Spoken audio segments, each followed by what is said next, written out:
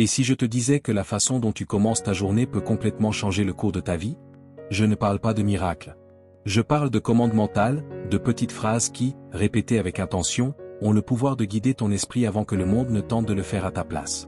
Chaque matin, lorsque tu te réveilles, ton esprit est ouvert, réceptif, presque neutre. Et c'est à ce moment précis que tu choisis ce que tu vas y déposer, la peur ou la confiance. Il existe des mots simples capables de te relever, de te renforcer et de t'arracher au doute, à la distraction et à l'autocompassion. Tu peux te réveiller et répéter les mêmes pensées que d'habitude, ça va être difficile. Je suis tellement fatigué. Rien n'a changé. Ou tu peux choisir un autre chemin. Tu peux choisir de nourrir ta force plutôt que ta faiblesse. Tu peux décider de te rappeler ta valeur, ta capacité et tout ce que tu peux encore construire, en commençant de l'intérieur. Dans cette vidéo, je vais te présenter 9 phrases simples, mais extrêmement puissantes, que tu dois te dire chaque matin. Et lorsque tu les prononceras avec présence et conviction, tu remarqueras que quelque chose change. Ton regard devient plus fort, plus assuré. Ton énergie devient plus stable. Même les problèmes semblent plus petits. Les mots créent des chemins. Et ce que tu affirmes avec intention, ton cerveau le transforme en direction. Tu ne vis pas ce que tu désires. Tu vis ce que tu crois. Alors, commençons. Numéro 1, aujourd'hui sera une grande journée. Même si les choses ne sont pas faciles, même si la journée commence dans la confusion, si le réveil sonne en retard ou si tu te sens fatigué, tu peux quand même décider que ce sera une grande journée. Non pas par chance, mais par décision. Par attitude. Car ce qui transforme une journée, ce n'est pas ce qui se passe à l'extérieur, mais ce que tu choisis de nourrir à l'intérieur. Lorsque tu te réveilles et que tu dis avec conviction, « Aujourd'hui sera une grande journée », tu donnes un ordre à ton cerveau pour qu'il cherche des raisons de le confirmer. Et il en trouvera. Le psychiatre Daniel Amen, spécialiste de la santé cérébrale, affirme que le cerveau suit le focus de l'esprit. Il recommande de commencer la journée par une question simple. Pourquoi aujourd'hui peut-il être une grande journée? Cette question devient une boussole, car elle oblige l'esprit à chercher le positif. Tu cesses d'être passager du hasard et tu commences à diriger ton énergie. C'est comme ajuster le cap avant de prendre la mer. Quand tu commences la journée prêt à voir le bien, tu crées des opportunités pour le vivre. Même lors d'une journée difficile, cette affirmation fonctionne. Si tu as un engagement lourd, une perte ou une douleur, dire « aujourd'hui sera une grande journée » ne signifie pas nier la réalité. Cela signifie choisir une manière plus sage de la traverser. Tu peux rendre ta journée meilleure en serrant quelqu'un dans tes bras avec plus de présence, en te rappelant ce qui compte vraiment, ou simplement en respirant profondément et en remerciant pour le fait d'être en vie. La vie mettra toujours ton attention à l'épreuve. Elle placera devant toi des personnes difficiles, des pertes inattendues et des défis qui secoueront tes émotions. Mais c'est précisément là que se révèle l'entraînement de l'esprit. Être positif quand tout va bien est facile. Le véritable pouvoir consiste à garder la lumière allumée quand tout semble sombre. L'esprit humain est comme une lentille, il peut agrandir le problème ou agrandir l'espoir. Et ce choix t'appartient toujours. Celui qui apprend à gouverner son état intérieur cesse de dépendre des circonstances pour ressentir la paix. Chaque matin est une opportunité silencieuse de reprogrammer ton esprit. Si tu ne le fais pas intentionnellement, quelqu'un d'autre le fera à ta place. La peur, les informations, le chaos.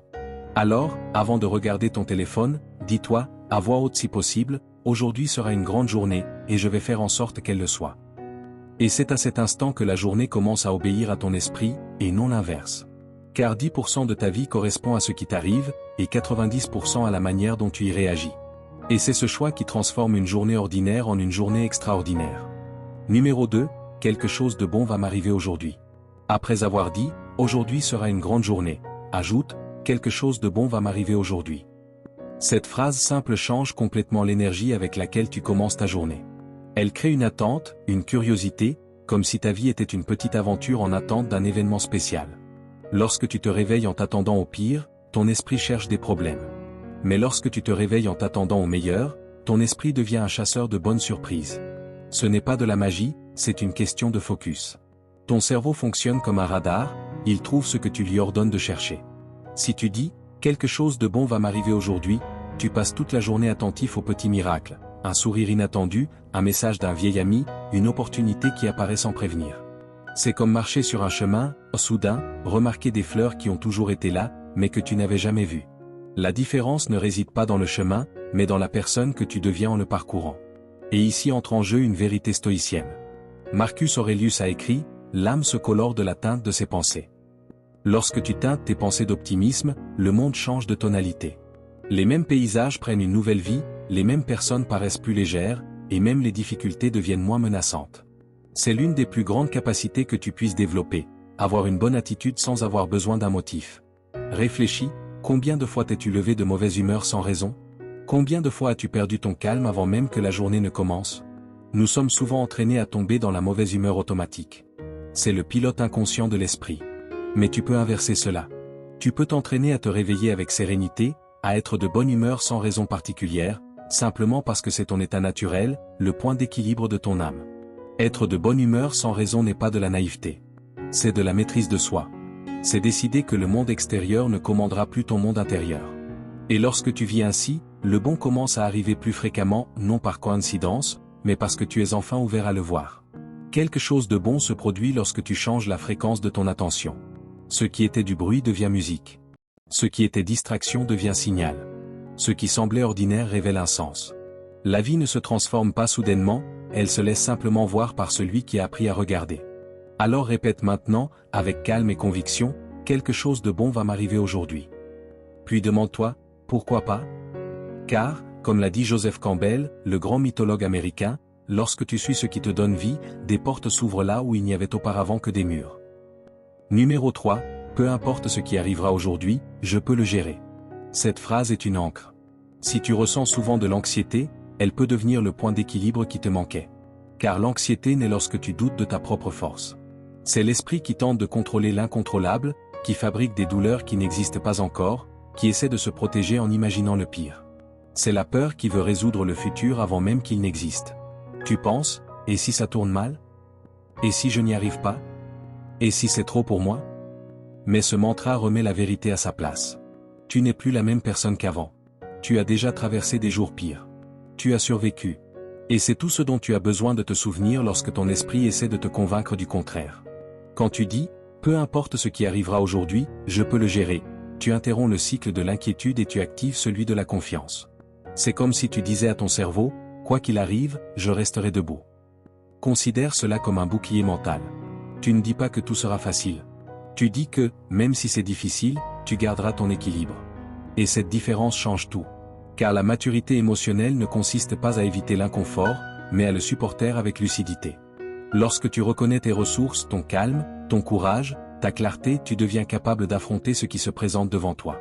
Tu ne contrôles pas la taille de la tempête, mais tu contrôles la fermeté de tes pas. Et c'est cela qui définit la direction de ta journée. Le philosophe stoïcien Épictétus a écrit, « Ce n'est pas ce qui t'arrive qui compte, mais la manière dont tu y réagis. » Voilà le cœur du stoïcisme. Chaque situation est un entraînement de l'esprit, une occasion de choisir la raison plutôt que la panique, la présence plutôt que la fuite. La vie te présentera des leçons de plus en plus difficiles. Mais chaque fois que tu réponds avec sérénité, tu entraînes ton esprit à avoir confiance en lui-même. C'est comme construire une structure invisible à l'intérieur de toi, pierre après pierre, faite de maîtrise de soi et d'acceptation. Imagine que tu te réveilles et que tu reçoives un message de ton supérieur, « Nous devons parler aujourd'hui ». Autrefois, cela aurait suffi à déclencher l'alarme mentale, « Ai-je fait quelque chose de mal? Vais-je être renvoyé ?» Mais lorsque tu dis « Je peux le gérer », ton cerveau cesse de fabriquer des catastrophes et revient au présent. Tu crées un espace pour réfléchir au lieu de réagir. Tu ne nies pas le problème, tu choisis de ne pas souffrir par anticipation. La plupart des gens se réveillent, sans s'en rendre compte, mettent leur esprit en mode défense. Ils se comparent, se limitent, se sabotent. Mais toi, tu peux choisir le mode confiance. Et la confiance n'est pas de l'arrogance. C'est de la présence. C'est la sérénité de celui qui sait que la force ne réside pas dans le contrôle de tout, mais dans la capacité à s'adapter à ce qui vient. C'est savoir que, quel que soit le défi, tu vas t'ajuster, réfléchir, agir et continuer. Même si la journée apporte de la tension, de mauvaises nouvelles ou des imprévus, tu restes entier. Car ce mantra n'est pas un optimisme naïf. C'est un rappel que ta force ne dépend pas du décor, mais de la posture que tu choisis face à lui. Alors dis maintenant, calmement, peu importe ce qui arrivera aujourd'hui, je peux le gérer. Répète-le jusqu'à ce que cette phrase ne soit plus seulement des mots, mais une attitude. Car lorsque l'esprit a confiance, le corps s'apaise. Et la vie cesse d'être une menace pour devenir une école silencieuse où chaque défi révèle combien tu as grandi. Numéro 4, un nouveau chapitre passionnant de ma vie commence aujourd'hui. Cette phrase est plus qu'une déclaration, c'est un ordre. Lorsque tu la prononces, tu dis à ton cerveau, assez de répéter les mêmes histoires. Aujourd'hui, quelque chose de nouveau commence. Même si ta routine semble identique, quelque chose change profondément en toi. C'est comme ouvrir la fenêtre d'une pièce restée fermée pendant des mois. L'air entre. La lumière traverse l'espace. Et soudain, ce qui paraissait gris retrouve des couleurs. Rien, à l'extérieur, n'a réellement changé. Mais ton regard, lui, a changé. Et quand le regard change, le monde change avec lui. Car ce qui renouvelle la vie, ce n'est pas le décor, mais la manière dont tu l'interprètes. La plupart des gens ne décident de recommencer que lorsque le sol s'effondre sous leurs pieds, après un échec, une perte ou une crise. Mais la véritable sagesse consiste à recommencer avant la douleur par décision, et non par désespoir. Recommencer dans la paix est un acte de courage. C'est choisir la lucidité plutôt que le drame. Tu peux commencer un nouveau chapitre aujourd'hui, sans effacer le passé, mais en décidant de ne plus être défini par lui. Le philosophe stoïcien Sénéca disait, « Chaque jour, nous naissons de nouveau. » Il suffit de regarder autour de soi pour voir que la vie recommence à chaque lever de soleil. Et il avait raison. Chaque matin est une page blanche qui attend ton écriture. Le ton de l'histoire dépend de ce que tu décides de croire maintenant. Lorsque tu répètes, « Un nouveau chapitre passionnant de ma vie commence aujourd'hui », ton cerveau comprend cela comme une mission. Il commence à chercher des preuves pour rendre cette phrase réelle. Car le cerveau est un serviteur fidèle des mots que tu choisis. Il transforme l'intention en direction, l'attente en mouvement. L'esprit est comme une lentille, il ne montre pas le monde tel qu'il est, mais tel que tu lui dis de le voir. Si le filtre est la peur, tu ne vois que le danger. Mais si le filtre est l'enthousiasme, tu commences à remarquer des portes ouvertes, des coïncidences, les bonnes personnes, des idées qui arrivent au moment juste. C'est le même phénomène que lorsque tu décides d'acheter une voiture. Soudain, tu vois ce modèle partout.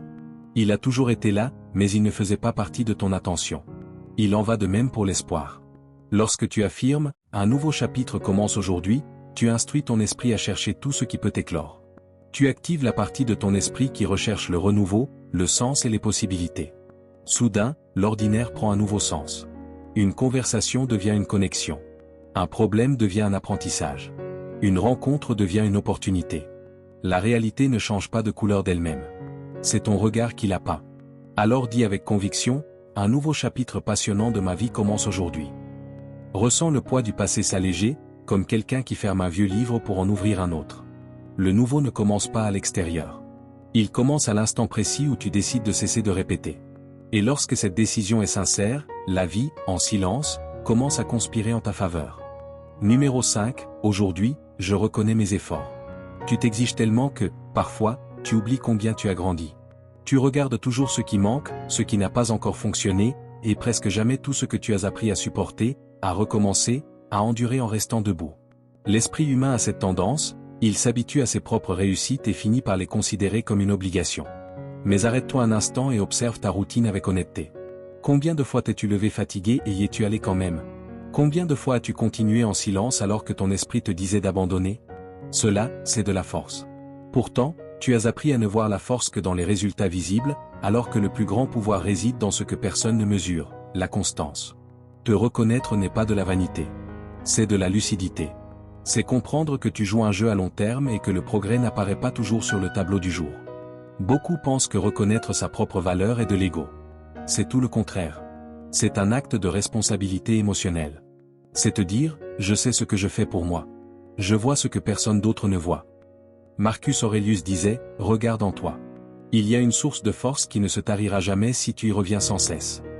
Cette force, c'est la reconnaissance intérieure. Lorsque tu te reconnais, le corps se détend, l'esprit se réorganise et l'énergie recommence à circuler. L'autocritique, lorsqu'elle dépasse les limites, t'épuise. Elle crée l'illusion que rien n'est suffisant, même lorsque tu es sur le bon chemin. C'est comme essayer de courir en portant une valise remplie d'exigences. Chaque « j'aurais dû faire plus » ajoute un poids sur ton dos. Et arrive un moment où tu n'es plus en train d'apprendre, tu es simplement en train de te punir. La reconnaissance est l'antidote à ce cycle. Au lieu de te demander « pourquoi n'ai-je pas accompli davantage ?» Demande-toi « comment ai-je réussi à arriver jusqu'ici ?» Regarde les petites choses, le jour où tu as gardé ton calme. La conversation difficile que tu as affrontée. La tâche que tu as accomplie sans motivation. Ces moments semblent insignifiants, mais ce sont eux qui façonnent ton caractère. L'esprit a besoin de preuves pour faire confiance. Chaque fois que tu reconnais un effort réel, tu envoies un signal à ton cerveau, je peux me faire confiance. C'est ainsi que naît la véritable confiance en soi, non pas de la perfection, mais de l'intention soutenue par un but. Lorsque tu te reconnais, le corps se repose, la concentration revient et la volonté réapparaît. C'est comme faire une pause pour respirer au milieu d'une longue marche, le pas suivant devient plus léger. Alors répète avec conviction, aujourd'hui, je reconnais tous les efforts que je fournis. Dis-le jusqu'à ce que ton ton change, jusqu'à ce que la phrase sonne vraie. Car souvent, le problème n'était pas un manque d'effort, mais un manque de reconnaissance. Le jour où tu apprendras à te traiter avec respect sera le jour où ton progrès cessera d'être une lutte pour devenir un état naturel. Et lorsque cela arrivera, tu réaliseras que la force que tu cherchais à l'extérieur a toujours été là, grandissant en silence, à l'intérieur de toi. Numéro 6, je suis encore en train de devenir la personne que je veux être. Tu n'as pas besoin d'avoir tout résolu. Tu peux respirer. Tu peux te tromper. Tu peux réessayer, autant de fois que nécessaire. La vie n'est pas une ligne droite. C'est une construction en mouvement, faite d'ajustements, de pauses et de nouvelles tentatives. L'erreur n'est pas un détour, elle fait partie du processus de te construire. Lorsque tu dis « je suis encore en train de devenir la personne que je veux être », tu te libères de la pression d'être déjà arrivé. Tu dis à ton cerveau « je n'ai pas besoin d'être prêt pour commencer. Je peux apprendre en avançant ». Combien de fois as-tu reporté quelque chose en attendant le moment parfait? La réponse est simple, d'innombrables fois. Mais le moment parfait n'existe pas. Il manquera toujours quelque chose, du temps, du courage, de l'argent ou de la confiance. Pourtant, celui qui commence sans tout avoir grandi en marchant. Le philosophe stoïcien Épictétus disait « Personne n'est libre tant qu'il n'a pas appris à se maîtriser lui-même ». Et cet apprentissage dure toute la vie. Être une œuvre en construction, c'est accepter que vivre est un chemin, pas une performance. Ton bureau peut être en désordre, ton plan confus, ton progrès plus lent que prévu et malgré cela, tu es en train d'évoluer. Tu avances. Tu essaies. Tu grandis. La vie n'exige pas la précipitation, elle exige la présence. La perfection est un mirage qui épuise. Le progrès, lui, est un chemin réel, rempli de faux pas, de réussites et de petites victoires.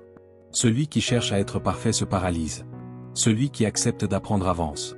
Quand tu adoptes cet état d'esprit, les erreurs cessent d'être des preuves de faiblesse pour devenir des preuves de courage. Imagine un sculpteur devant un bloc de pierre. Il ne voit pas l'imperfection, il voit le potentiel. Chaque coup de marteau, aussi brusque qu'il paraisse, révèle une nouvelle forme. C'est précisément le frottement qui donne du sens à l'œuvre. Tu es ce sculpteur.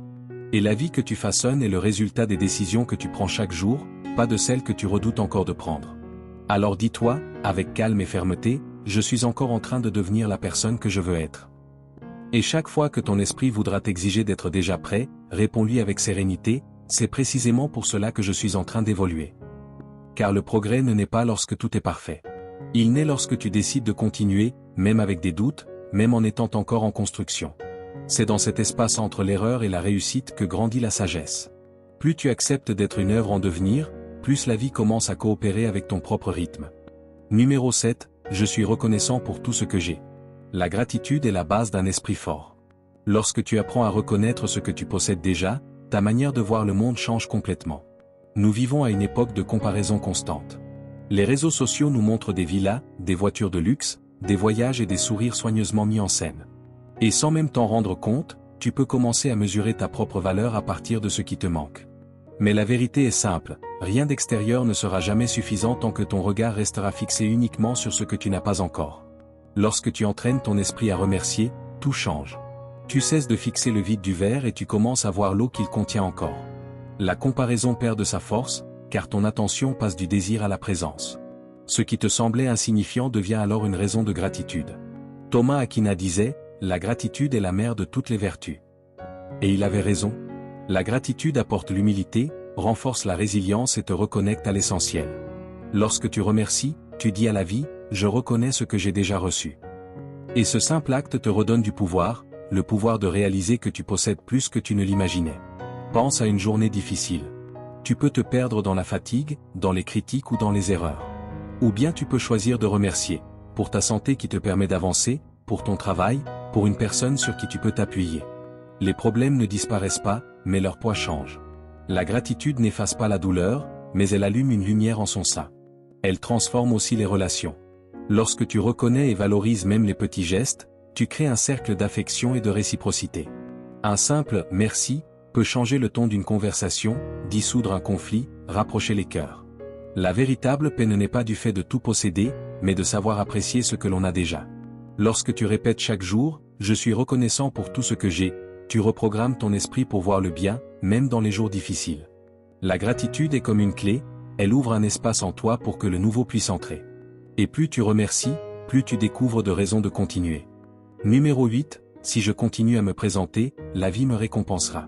Le secret ne réside pas dans le fait d'être le plus talentueux, le plus rapide ou le plus intelligent. Le secret consiste à continuer à se présenter, même lorsque rien ne semble se passer. La vie récompense celui qui ne s'abandonne pas lui-même. Et se présenter ne signifie pas toujours accomplir de grands gestes. Parfois, cela veut simplement dire se lever du lit même lorsqu'on est fatigué. C'est continuer à écrire lorsque les mots ne viennent pas. C'est retourner à la salle de sport après une semaine difficile. C'est réessayer encore une fois après un échec. Ces petites répétitions, accomplies chaque jour, construisent ce que le monde appelle la chance. Car le succès n'arrive pas soudainement, il est le résultat silencieux de celui qui est resté fidèle au processus. Sénèque disait, ce n'est pas parce que les choses sont difficiles que nous n'osons pas, c'est parce que nous n'osons pas qu'elles deviennent difficiles.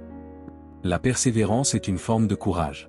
Lorsque tu choisis de continuer sans garantie, tu dis à la vie, je crois en moi, même si je ne vois pas encore les résultats.